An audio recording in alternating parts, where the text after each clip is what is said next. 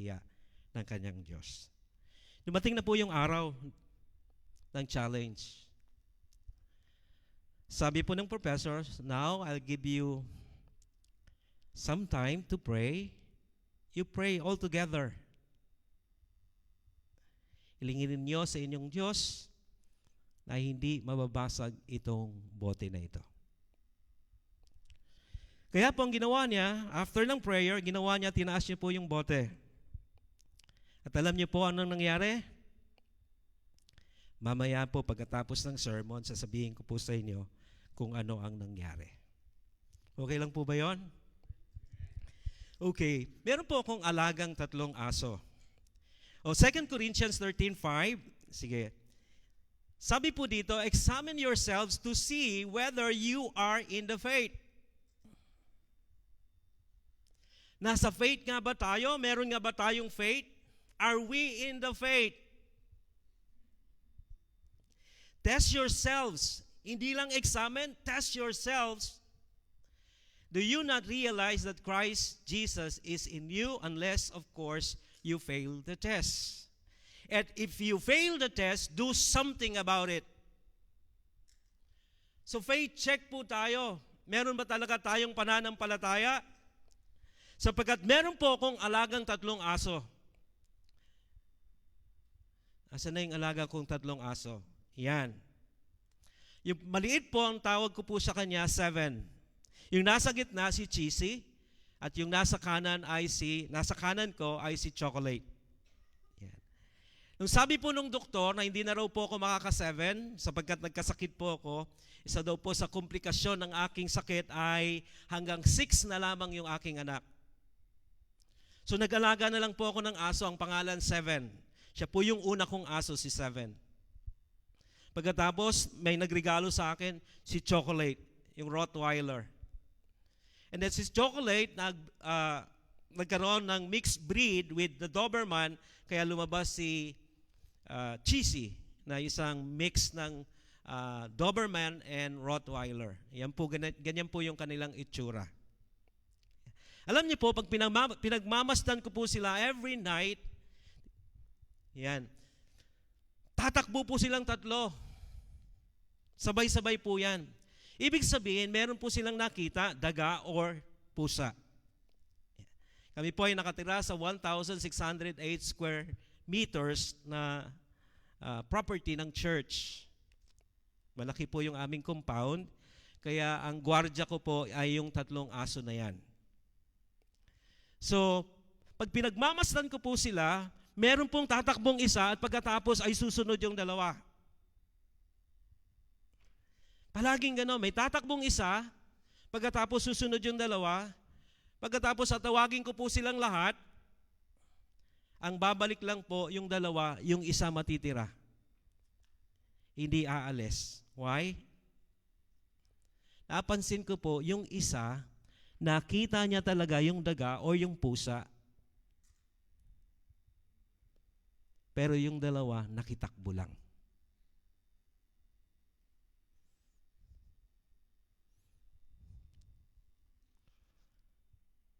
At pagkatapos, nainip, aalis na po.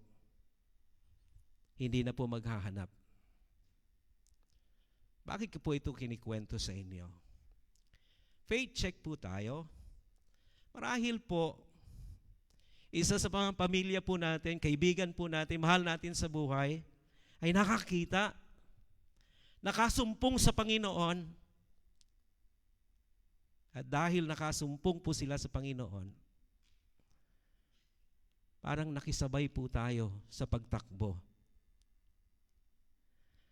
Bakit ka nag-church? Kasi yung nanay ko nag-church. Kasi yung tatay ko nag-church. Bakit ka umaawit ng papuri sa Panginoon? Kasi yan yung ginagawa namin. Mga kaibigan ko ay nagpupuri. Wala po talagang personal na relationship sa Panginoon. Hindi po talaga nakita ang Panginoon sa buhay po nila. So faith check, baka nakikitakbo lang po tayo. So kailangan po natin ng faith check. Ito po ay sulat ni Paul sa isang church at sabi ni Paul, ulitin po natin. 2 Corinthians 13:5. Examine yourselves to see whether you are in the faith. Test yourselves. Do you not realize, paano po natin i-test yung ating sarili? Napakaganda po ng sulat ni Paul, kumpleto na po. Because, sabi niya, do you not realize that Christ Jesus is in you? Do you realize that Christ is in you? Tanong, do you realize that Christ Jesus is in you? Unless, of course, you fail the test. And if you fail the test, do something about it. So, kailangan po nating maunawaan na talagang masiguro po natin that Christ Jesus is in us. Masasabi mo po ba na Christ Jesus is in you?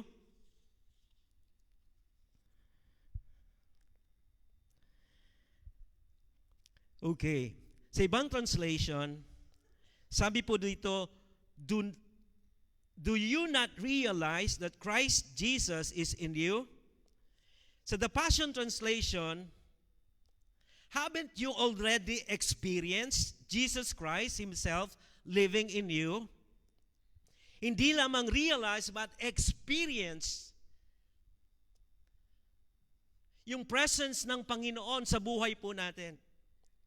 Hindi lamang natin alam na ang Diyos ay nasa sa ating mga buhay, na i-experience po natin yung Kanyang presensya sa buhay po natin.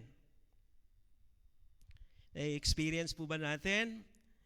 Sa Amplified, ongoing experience that Jesus Christ is in you. Hindi lang experience, ongoing experience that Jesus Christ is in us. Experience po ba natin yung kapangyarihan ng Diyos sa ating mga buhay? Araw-araw ng ating mga buhay. Sabi po ng salita ng Diyos, taste and see that the Lord is good. Yes, sinasabi po natin, the Lord is good. And the Lord is good all the time. Pero hindi lamang po natin dapat sabihin, kailangan makita po natin, ma-experience po natin, malasahan po natin yung kabutihan ng Diyos sa ating mga buhay. Kailangan po natin ma-experience na tunay na si Kristo Jesus ay nasa sa atin. One time, inutusan po kami ng aming anak, yung pong aming panganay na si Badong, na based na po dito sa New Zealand, nasa Hamilton. Inutusan niya po kaming bumili ng cellphone. At that time, ang bilihan po ng cellphone sa Manila, yung pinakasikat, Green Hills. So magkasama po kami ni Mrs., pumunta po kami ng Green Hills. May dala-dala po kaming pambili ng cellphone.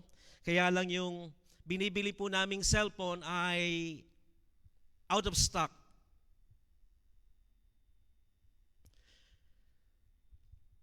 Tapos kumain na lamang po kami.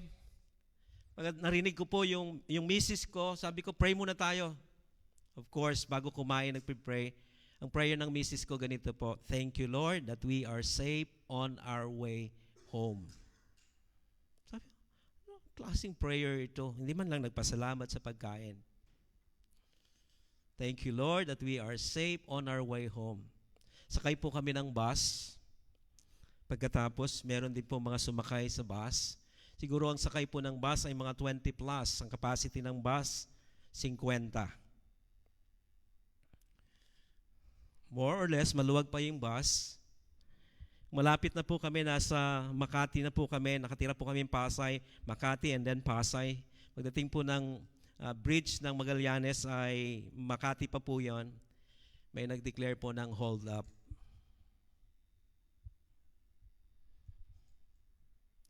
Mabilis po yung misis ko. Yung pong pera, yung wallet niya ay inupuan niya, nilagay niya sa upuan. Alam niyo po nangyari? nakapagtataka na dinadaanan lang po kami ng mga hold-upper. Parang hindi po nila kami nakikita. Yung mga katabi po namin, yung nasa likod namin, nasa harap po namin, nakuha po yung mga gamit po nila. Kami, parang hindi po nila kami napapansin. Hindi po kami nakikita.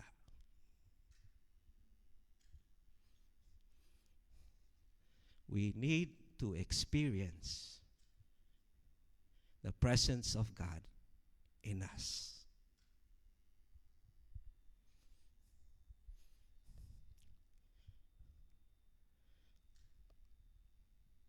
Nare-recognize niyo po ba that Jesus Christ is in us, in you? Colossians chapter 1, verse 26 to 27. The mystery or the secret that has been kept hidden for ages and generations, pero ngayon dinidisclose na ng Panginoon sa atin. To them, God has chosen to make known among the Gentiles the glorious riches of this mystery. Dinidisclose na sa mga Gentiles. Ano po itong mystery? Sabi po dito, which is Christ in you, the hope of glory. Alam niyo po, ito lang pong makuha ninyo, itong misteryong ito, na si Kristo ay nasa sa atin. Mababago po yung ating pananaw, mababago po yung ating mga buhay. Mababago po kung paano po tayo manalangin. Di po ba kapag aalis po tayo, Lord, samahan niyo po ako. Hello! Christ is in you. Salamat Panginoon, kasama kita. Dahil kasama kita, kasama ko ang favor mo. Kaya yung biyahe namin, favored dahil sa iyo, Panginoon. Baba po kami ng Hong Kong. Tapos, anong gate tayo? Wala pang ina-announce ko anong gate. Ang gate pala sa Hong Kong, 1 to 500. Saan tayo? Pag akyat po namin, ano ba tayo? Kaliwa ba tayo o kanan tayo? Anong gate number kaya tayo? Sabi ko pa, upo lang muna tayo doon. Doon tayo magantay. Alam niyo po, upo kami doon. Pagkatapos nag-wait kami ng announcement ko anong gate po namin. Alam niyo po, yung pong inuupuan namin, yung po yung gate namin. Gate number 35.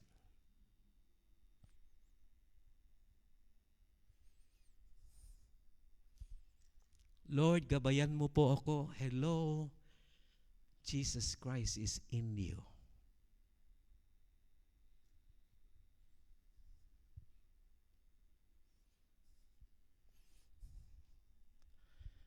Maunawaan niyo lang po ito, mababago po yung ating mga buhay. At ang pangako ng Panginoon, He will never leave us nor forsake us.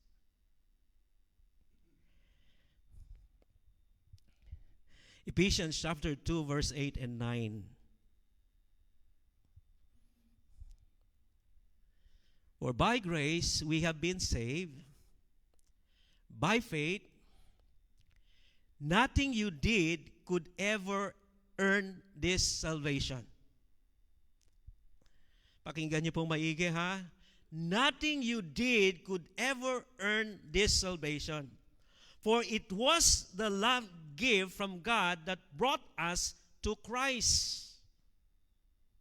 So no one will ever be able to boast. For salvation is never a reward for good works or human striving. We are saved by grace through faith. Mauunawaan niyo po yung grace kapag alam niyo po yung justice, mercy, and then grace. Justice is getting what you deserve. Kapag nagkasala ka, you deserve punishment, just justice. Mercy is not getting what you deserve.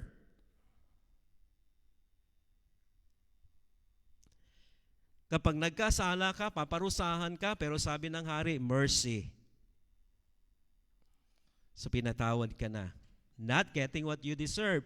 Pero yung grace, ganito, nagkasala ka, paparusahan ka, halimbawa sa Saudi ka nagkasala, ang parusa sa iyo, kamatayan.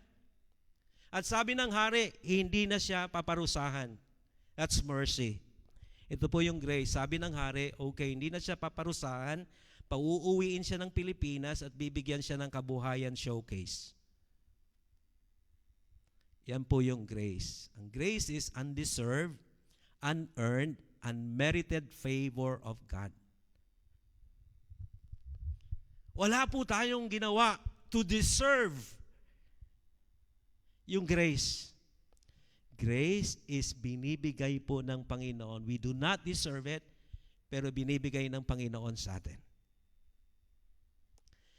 Ganun po tayo naligtas by grace. Through faith. So hindi po sa pamamagitan ng ating mga gawa. Wala. Si Paul nga, lahat ng mga accomplishment niya, basurang lahat sa harapan ng Diyos.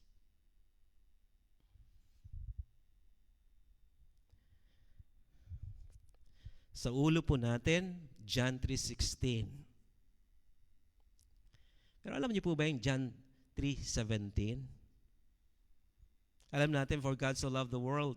Pero yung 17, alam niyo po, napaka-importante po ng verse 17. He came not to bring judgment. He came to save.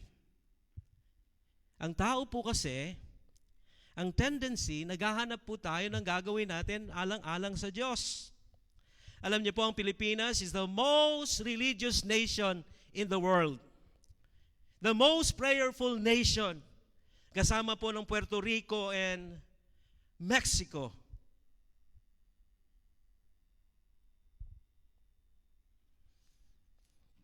Naghahanap po tayo. Ang tendency po natin, maghanap kung ano po yung gagawin natin alang-alang sa Diyos. Pero yung kaligtasan po natin, yung pamumuhay po natin, ay hindi po nakadepende sa mga gagawin po natin, kung hindi yung ginawa ng Panginoon para po sa ating buhay. Bakit tayo nagpupuri? Para pagpalain ng Diyos? Hindi. Pinagpala ka na ng Diyos. Iniligtas ka na ng Diyos. Binigyan ka ng buhay, ng kalakasan. Ang ganti po natin, magbigay ng pasasalamat at papuri sa Kanya.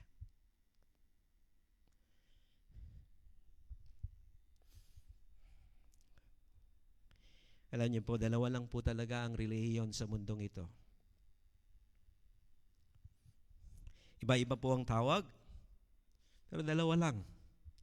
Yung isa, gawa ng tao, inimbento ng tao, sinimulan ng tao. Yung gagawin ng tao para sa Diyos. Pero ang tunay na relihiyon, yung ginawa ng Diyos para sa tao. Inatanong ko po yung mga kabataan, paano ka naligtas? Kasi pastor, sinuko ko po yung buhay ko sa Diyos. Sinurrender ko po, binigay ko po yung aking buhay sa Diyos.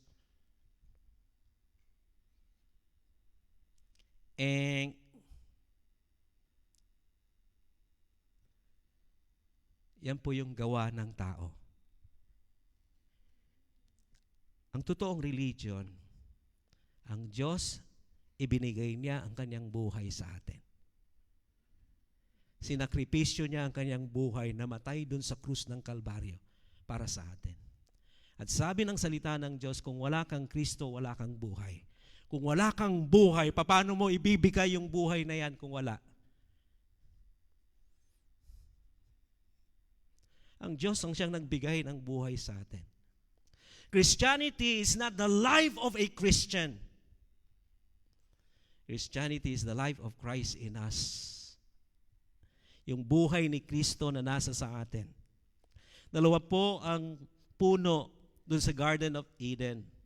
Isang the tree of the knowledge of good and evil, and isa po yung the tree of life. The tree of the knowledge of good and evil. Good and evil. Tama at saka mali. Palagi lang doon, tama sila, mali kayo. Tama sila, mali kayo. It's the same tree. Pero ang kailangan natin, yung tree of life. Walang ibang kung hindi si Jesus. Kaya sabi ni Jesus, I am the way, I am the truth, and I am the life. Ako ang buhay. Ang puno na nagbibigay ng buhay. Reliyon ngayon, tama't mali lang. Tama sila. Ang kailangan po natin yung buhay. Palagi pong meron dalawang pinagpipilian. Meron pong dalawang anak si Adan. Yung isa tinanggap yung alay, yung isa hindi. Pagkatapos meron pong dalawang anak si Abraham. At sabi po dito sa Galatians chapter 4 verse 22 to 23. For it is written that Abraham had two sons. One according to the flesh. Kasi pinangakuan siya ng Panginoon eh. Ang tagal naman ng pangako ng Panginoon. Tulungan na natin ng Panginoon. Abraham, sipingan mo to.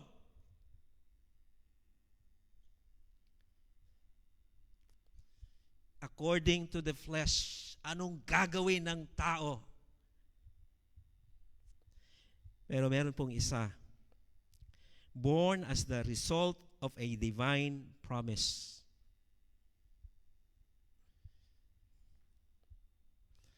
Pagkatapos, meron na namang dalawang anak si Isaac, si Jacob and Esau. Sa prodigal son story, dalawa na naman yung anak. Yung panganay, Tay, buong buhay ko, pinaglingkuran kita. Kahit man lang maliit na kambing, wala kang ibinigay sa akin.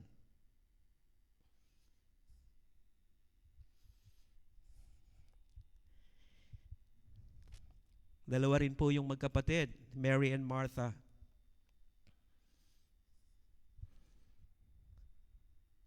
Sabi ni Jesus kay Martha, Martha, Martha, you are worried about many things. Busy si Martha, pinaghahandaan niya ng hapunan ng ating Panginoon. Pinaglilingkuran niya ang ating Panginoon. Anong sabi ng Panginoon sa kanya? You are worried about many things, but Mary had chosen the right thing. Tama daw yung pinili ni Maria. Samantalang si Mary nakaupo lamang doon at nagre-receive ng word from Jesus.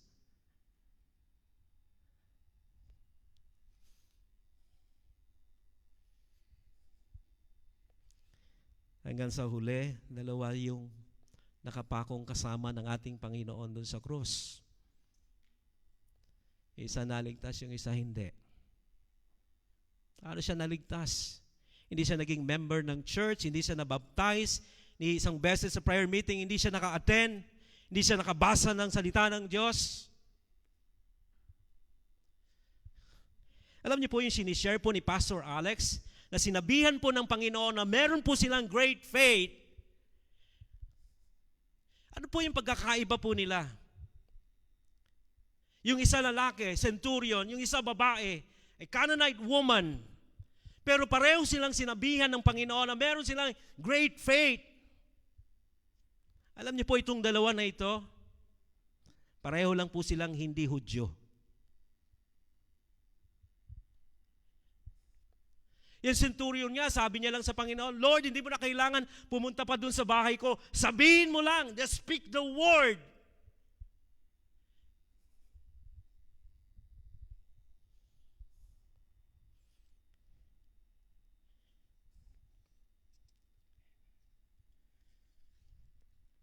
Palagi pong ganon. Na-train po yung utak po natin. Simula pa kasi po nung bata po tayo, kapag good ka, meron kang reward. Kapag bad ka, meron kang punishment. Pag good, blessing. Pag bad, punishment. Curse. Nag-aral tayo ganun din. Pag good ka, meron kang award.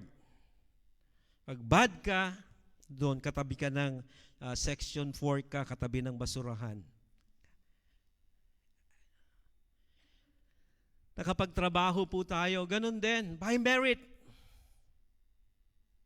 Pag maganda yung performance mo, i-bless ka ng company. Akala po natin, ganun din sa Panginoon. So nakapokus po tayo kung ano po yung gagawin natin. Alam niyo po ba, that's the same question na meron po yung mga disciples ng ating Panginoon. Inukulit niya po ang ating Panginoon, Lord, Lord, ano po yung gagawin po namin? Ito po ang sabi ng Panginoon. John chapter 6, verse 28 to 29. So the disciples, then they asked him, what must we do to do the works God requires? Ano pong gagawin namin upang magawa po namin mga bagay na pinagagawa ng Diyos? Tingnan niyo po yung answer ng Panginoon. The work of God is this, to believe in the one He has sent. Gusto niyo nang gagawin? Sabi ng Panginoon, ito ang gagawin. Paniwalaan niyo yung pinadala ng Panginoon. Of course, alam po natin, ang pinadala ng Panginoon, walang iba kundi si Jesus. Naghahanap po tayo ng gagawin. But grace is unearned, unmerited, undeserved favor of God. Kaya po tayo favored, hindi dahil sa ating mga ginagawa, hindi dahil sa ating mga hindi ginagawa at ginagawa. We are favored by God because of what Christ has done for us.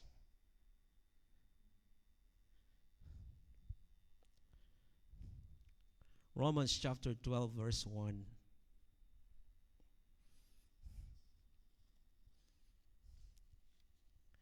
Kailangan po natin ma-recognize that Jesus Christ is in us. Faith check. Do you not realize that Christ Jesus is in you? Unless, of course, you fail the test. So, kailangan po natin ma-realize that Christ Jesus is in us. Kaya lang, pag iniisip po nating maigi, si Kristo Jesus nasa sa akin, banal siyang Diyos pagkatapos makasalanan ako. Paano mananahan ang Diyos na banal sa isang makasalanan na tao? Pag tinignan po natin yung ating mga sarili, disqualified po tayo. Hindi po natin maisip na si Kristo ay nasa sa atin. Tama? Nagkakasala pa po ba tayo? O ako lang? Nagkakasala po tayo? So paano po ito? Paano po natin marirealize that Christ is in us, tayo po ay makasalanan, at siya po ay banal na Diyos? Romans chapter 12, verse 1. Therefore, sabi ni Paul, I urge you, nakikiusap ako sa inyo, my brothers and sisters, in view of God's mercy, to offer your bodies as living sacrifice, holy and pleasing to God. I-offer daw po natin yung ating mga katawan as living sacrifice. First time po nagkaroon ng living sacrifice. Kasi ang sacrifice before is a dead sacrifice. Magdadala po sila ng hain, animals, dadalhin po sa temple, at pagkatapos po nun, papatayin. Why? Because without the shedding of the blood, there is no remission of sins. So kailangan po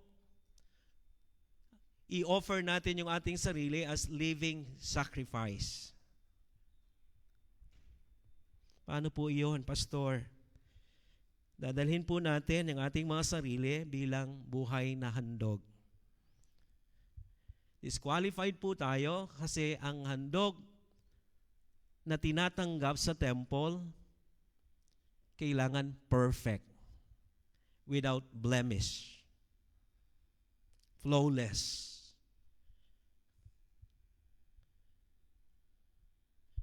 Pag tinignan po natin yung ating mga sarili, ang dami nating flaws. Hindi tayo perfect. Naniniwala po ba kayo walang perfect church? Walang perfect pastor? Walang perfect wife? Perfect husband? Paano po natin iaalay yung ating mga buhay as living sacrifice? Sabi, holy and acceptable or pleasing to God. At sabi, this is your true and proper worship. Sa NLT, this is truly the way to worship Him, which is your spiritual worship. So message, napakaganda. Embracing what God does for you is the best thing you can do for Him. Abuti na lamang po, meron nakasulat dito. Sabi, therefore, I urge you, brothers and sisters, in view of God's mercy. Pakisabi nga po, in view of God's mercy. Anong ibig sabihin nun? In view of God's mercy. Tanawin po muna natin yung mercy, yung love ng Panginoon. Pag tinignan po natin yung ating mga sarili, disqualified. But if we look at the love of God, the sacrifice of Jesus on the cross, in view of His love to us, pwede na po nating i-present yung ating mga sarili as holy and acceptable unto God. Pakinggan niyo pong maigi ito. Kasi ang sabi dito, this is truly the way to worship Him. This is your spiritual worship. So in view of God's mercy, tinatanaw po natin yung kagandahang loob ng Diyos, yung pagmamahal ng Diyos na ibinigay niya ang kanyang bugtong na anak na namatay sa krus ng Kalbaryo para po sa atin. Nakikita po natin yung exchange, yung kabanalan ng Diyos ay ibinigay niya po sa atin, yung ating mga kasalanan ay inako po ng ating Panginoon at binayaran niya ng kanyang kamatayan. What can wash away our sins? Nothing but the blood of Jesus. Kahit anong gawin mong tumbling at pagulong-gulong, hindi mo kayang bayaran ang iyong kasalanan. Ang tanging nakakapaghugas at kabayaran ng ating kasalanan ay yung dugo ng perfect sacrifice. Walang iba kundi si Jesus. Kaya pag tinanaw niyo po yan, in view of God's mercy, kaya na po natin i-offer yung ating mga sarili as holy and pleasing to God, not because of our effort, performance, but because of what Christ has done for us. Kuha niyo po ito. Because of what Christ has done for us. Sabi po ni Paul, sa 2 Corinthians 11:29-30, wala po yan sa aking slide. Pakinggan niyo pong maigi ito sapagkat napaka-importante po nito. Every time nag-celebrate po tayo ng Lord's Supper, sabi ni Paul, many are weak and sick and died prematurely because of this reason.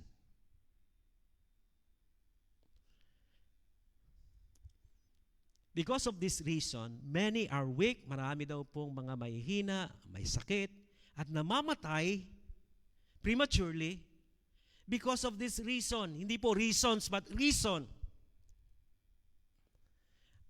Sa 29, binanggit po yung reason, not discerning the Lord's body.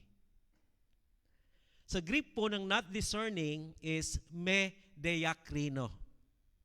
Ibig sabihin ng me is not, dia is always, krino is value. Not always valuing the body of Christ. Kaya po marami ang may sakit, mahihina, at namamatay because of this reason. Hindi po sinabing lahat, sabi many. Ang reason, not valuing what Christ has done. Lagi lang nating binabanggit, by His stripes we were healed. Always valuing what Christ has done for us. At dahil binavalue po natin, lahat po nagbibigay ng value sa ginawa ni Kristo Jesus, we are healthy, we are strong, and we will live long. Naniniwala po ba kayo doon? Dahil sa ginawa ni Kristo Jesus sa ating buhay?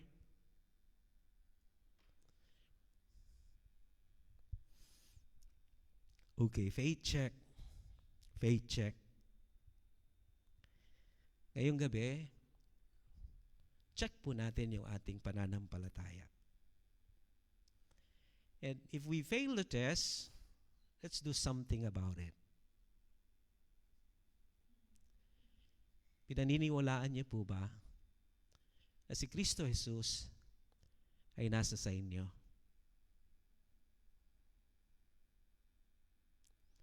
Naririnig niyo po yung prayer niyo na binabanggit niyo na si Kristo ay nasa sa inyo? Marami nga pong nagpapasalamat. Sa church to nagpapasalamat po ako sa taas. Saan? Saan taas?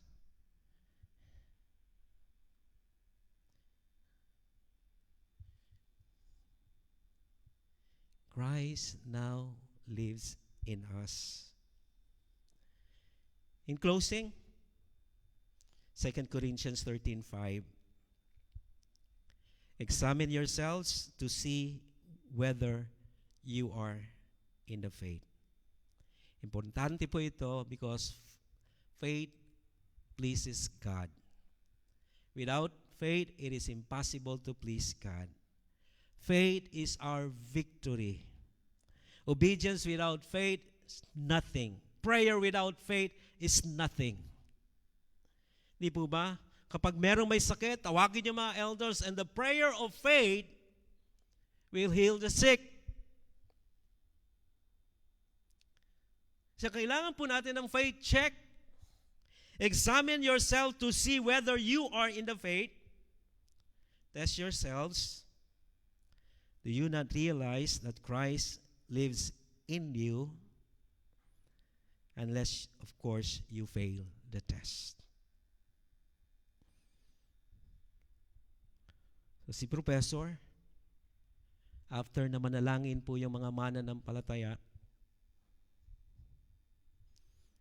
sinigurado niya po, normally, sabi niya, ganito lang po yung position and then babagsak niya po yung glass. Ang ginawa niya, tinaasan niya po. At pagkatapos, nung binagsak niya, tumama doon sa dulo ng sapatos niya at gumulong po yung glass.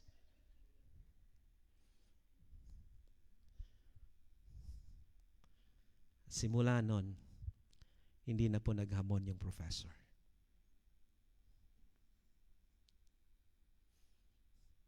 Nais ng Diyos, ma-experience po natin siya. Maging witness po yung buhay natin Sabi ng salita ng Diyos, Acts chapter 1 verse 8, when the Holy Spirit comes, He will empower us and we will be His witnesses. Hindi po sinabi, and we will do witnessing. Sa Sunday may witnessing tayo, pupunta tayo doon, mag-share tayo ng gospel. No. Ang sabi doon, kapag dumating ang Santo Espiritu, we will be God's witnesses. Iba po yung being and doing. Tayo daw po magiging patotoo na buhay ang Diyos, makapangyarihan ng Diyos, walang imposible sa Kanya. At nakikita po ito ng mga tao sa buhay po natin. That's why napakahalaga, faith check. Faith check. Check po natin yung ating pananampalataya. And tonight, pwede po bang tumayo po tayo?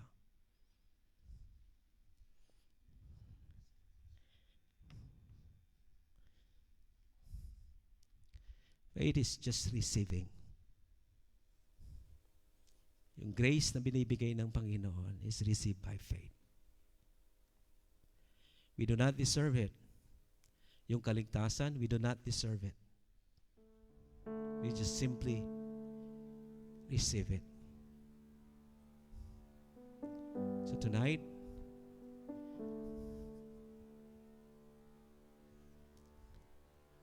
i-receive po natin yung grace ng Panginoon.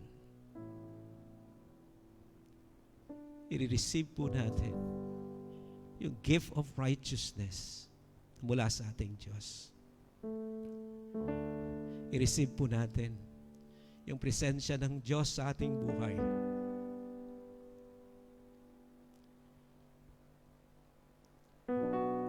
Thank you, Lord, for this time. We take this time to honor you, to honor what you have done for us on the cross. Thank you, Lord, for the faith to receive. We receive your grace.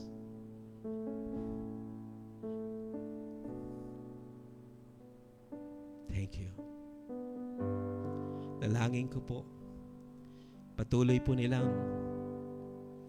niyo po silang bigyan ng kauhawan sa mga bagay patungkol po sa inyo. Maalala po nila, Panginoon, na ikaw, ang presensya mo, ay kasama po nila araw-araw ng kanilang buhay.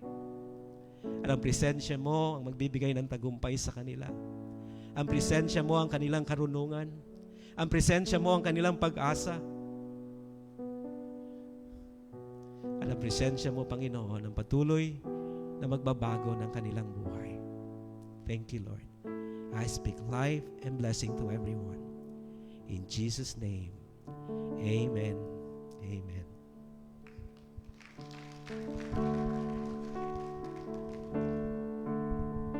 Praise God. Are you blessed?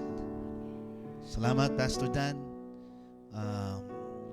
sa salita ng Diyos na natanggap po natin sa gabi pong ito.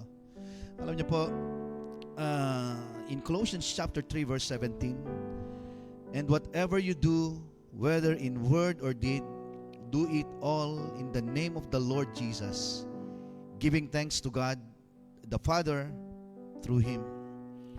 You know, when we talk about faith giving, pag pinag-uusapan po natin yung patungkol po sa pagbibigay na may kasamang pananampalataya, ganito daw po dapat ang ating pong kaisipan. Pakinggan niyo po ito.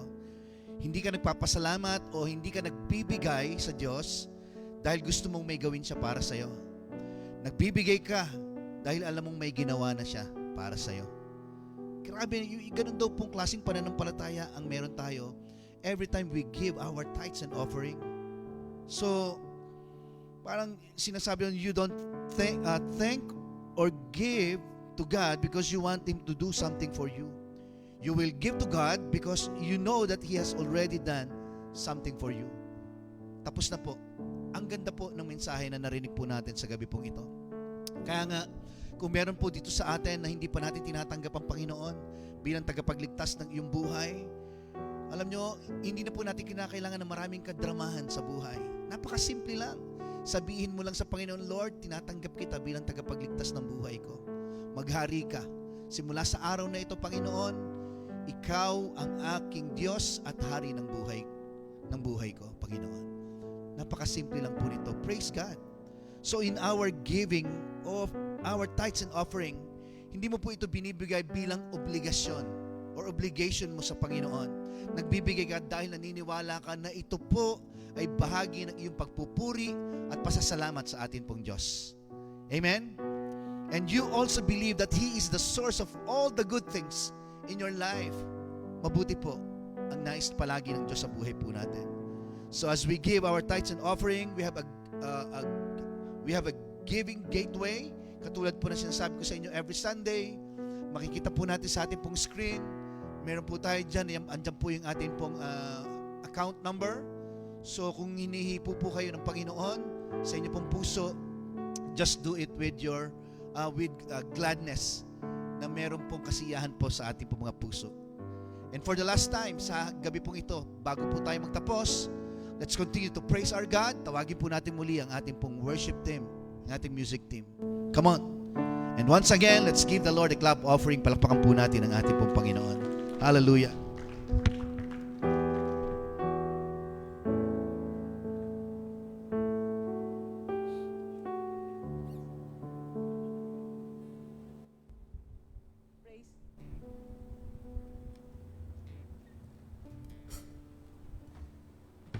Yeah.